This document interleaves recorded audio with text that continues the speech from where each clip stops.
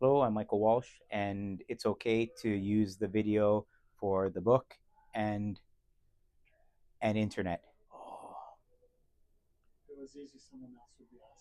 no, but if I knew what I knew now, it's don't let ego get in the way, and don't be afraid to. Sometimes we let our ego get to us, where we want to always make sure that we're learning, and keep learning. Um fight fight bigger, fight harder, just don't give up. Always test yourself. I think we had our senseis always testing us, but I think if I was able to even test myself more, that's probably the advice I'd give myself. Um, give myself. What makes me come back? It's probably at different ages through my life. It's different things, and the maybe at the age I am at now, it's just kind of giving back. It's working with the kids, watching them progress. So I've had many fighters that I've coached from when they came on the mat, from when they're 4 years old, all the way now to their in their 20s. So I think it's the connection that we have with the students, with the parents. It's just the community we have that makes me come back now.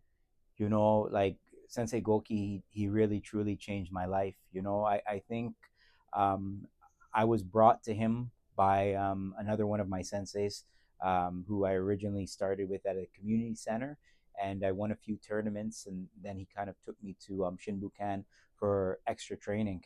And just probably being like a small kid, being the lightest, I was always kind of Goki's partner to go to, where he'd show the moves, or as he was getting older, I was still very light, so I was the one that got to fight with Sensei Goke probably more than anyone.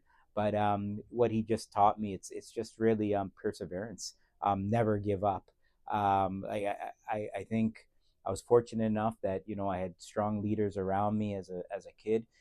He was one of them. Where I always say, judo was probably one of the hardest things that I've ever done in my life, and that's probably because of Sensei Goki. But now it makes everything I do in life, anything I take on in life, very easy. Hi, I'm Paul Shearhart. I'm a sensei at Shimukan Judo Club.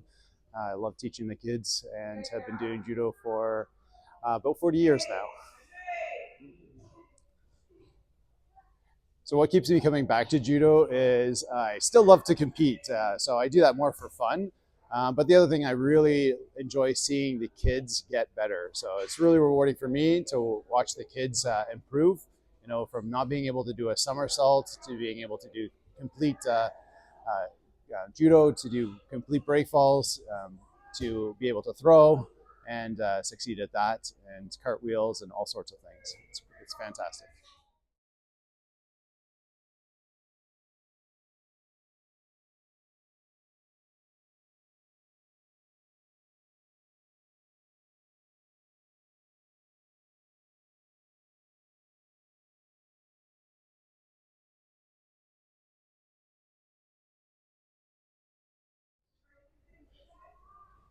So advice I'd give to somebody starting judo is to not get frustrated, and also take care of your injuries, take care of your body. If you get injured in the sport and try and train injured, it doesn't advance your judo. So please try and stay healthy. And if you do have an injury, or when an injury comes, make sure you take care of it properly. Yeah, my name is Eric Lindsay, and you can take my information and put it in a book or whatever you want to do with it. I've been practicing judo for about 35 years. I learned under Sensei Yamura, which are the best years. I still get a lot out of a judo. Best part of it is also, as you can see, is trying to uh, instill the love of judo in the new kids that come and join us, and also for myself to try to develop a better technique, also better teaching methods, so that knowledge could be transmitted to the kids a lot easier. That's it. I started judo in Montreal and moved to Ontario, did a few clubs, and then I landed at Shinbukan judo club under Sensei Umura. Sensei Umura was an amazing instructor. The only thing is with Sensei Umura is if you didn't give him your heart, he wouldn't give you his. So you had to really work hard and basically prove that you wanted to learn judo. And I think that you'll find that most people that learn underneath Sensei Umura share the same story. Um, with everything that we did, he always said you have to push yourself and show up often. And a lot of his technique was adapted to his size, but he was able to translate it and help us, bigger, taller people, to use whatever was better for us. So we learned the basic, but we were able to learn under him the ways of adapting it to our body type. He was an amazing instructor. The challenging part about doing judo for me was to overcome some knee injuries and also to try to balance personal life, business life. I own my own company. In order to be able to get better at judo, you have to spend the time. There's no other way of doing it. So I think the most difficult challenge is to try to balance all those things.